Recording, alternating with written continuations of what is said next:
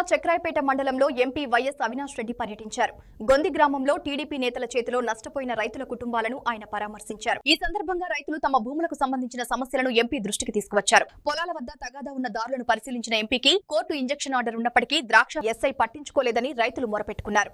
వీరాంజనేయులు భూమిలో ఉన్న బోర్ పైపులను ధ్వంసం చేసి భూములు అక్రమంగా ఆక్రమించుకున్నారని రైతులు ఆవేదన వ్యక్తం చేశారు. పడకోన నార్వ నుంచి తూముకుంట వరకు పైపులైన్ వేస్తే తమ పొలాలకు సాగునీరు అందుతుందని మండల కన్వీనర్ బెల్లం ప్రవీణ్ కుమార్ రెడ్డి ఎంపీకి వివరించారు.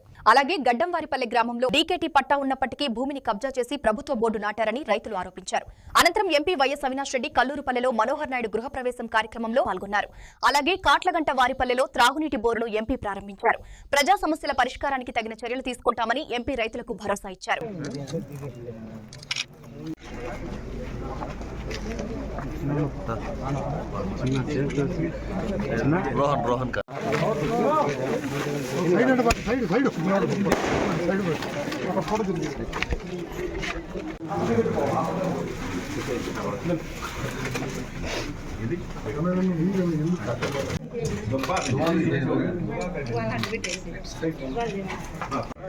ఫోటోల కోసం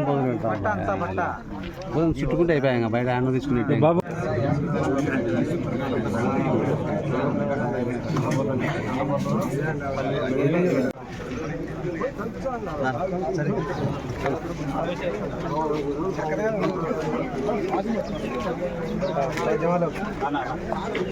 సరే